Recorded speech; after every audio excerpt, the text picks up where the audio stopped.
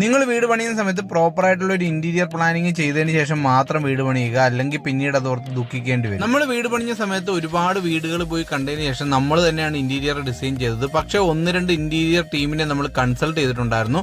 അങ്ങനെ അവരുടെ അടുത്ത് നിന്ന് കിട്ടിയ ഇൻഫർമേഷൻ വെച്ചിട്ട് നമ്മുടെ വീട്ടിൽ കുറച്ച് മാറ്റങ്ങൾ നമ്മൾ കൊണ്ടുവന്നിട്ടുണ്ടായിരുന്നു. അതിൽ എടുത്തു പറയേണ്ടത്, നമ്മളൊരു ഓപ്പൺ കിച്ചൺ പ്ലാൻ ചെയ്തിട്ടുണ്ടായിരുന്നു. അതിൽ ഹോളിൽ നിന്ന് കിച്ചണിലേക്ക് പോകുന്ന ഭാഗത്ത് നമുക്കൊരു സെപ്പറേഷന്റെ ആവശ്യം ഉണ്ടായിരുന്നു. കാര്യം നമ്മൾ കിച്ചണിൽ നിന്ന് വർക്ക് ഏരിയയിലേക്ക് പോകുന്ന ഡോർ ഓപ്പൺ ചെയ്ത് വെക്കുമ്പോഴത്തേക്ക് അത് എത്രയാണോ വരുന്നത് ആ ഒരു ഏരിയ ആണ് നമ്മൾ ഈ പറഞ്ഞ സെപ്പറേഷന് വേണ്ടി പ്ലാൻ ചെയ്തിരുന്നത്. പക്ഷെ നമ്മളൊരു ഇന്റീരിയർ ടീമിനെ കൺസൾട്ട് ചെയ്തപ്പോഴത്തേക്ക് അവർ തന്നൊരു സജഷനാണ്, വർക്ക് ഏരിയയിലേക്കുള്ള ഡോർ സ്പ്ലിറ്റ് ചെയ്ത് കഴിഞ്ഞാൽ നമുക്ക് ആ ഒരു ഭിത്തിയുടെ സൈസ് കുറയ്ക്കാനായിട്ട് സാധിക്കും. അതുവഴി കുറച്ചുകൂടെ സ്പേസ് നമുക്ക് ബ്രേക്ക്ഫാസ്റ്റ് കൗണ്ടറിന് അതുപോലെ തന്നെ കിച്ചണിലേക്കുള്ള വഴിക്കും കിട്ടുന്നതായിരിക്കും. ആദ്യം കെട്ടിയ ഒരു വരി കട്ടയുടെ കുറച്ച് ഭാഗം പൊളിച്ചു മാറ്റിയതിന് ശേഷമാണ് നമ്മൾ ബാക്കി പണി തുറന്നത്. ഇത് മാത്രമല്ല, വേറെയും ഒരുപാട് കാര്യങ്ങൾക്ക് നമുക്ക് അവരുടെ സജഷൻ യൂസ്ഫുൾ ആയിട്ടുണ്ടായിരുന്നു. അപ്പം നിങ്ങൾ വീട് പണിയുന്ന സമയത്ത് ഏതെങ്കിലും ഒരു ഇന്റീരിയർ ടീമിനെ കൺസൾട്ട് ചെയ്ത് കഴിഞ്ഞാൽ അവരുടെ സജഷൻസ് നിങ്ങൾക്ക് യൂസ്ഫുൾ ആയിട്ട് മാറുന്നതായിരിക്കും. ഹർഷത്തിന്റെ പുതിയൊരു അപ്ഡേറ്റ് ആയിട്ട് വരുന്നവരെ bye from tales of Harsham.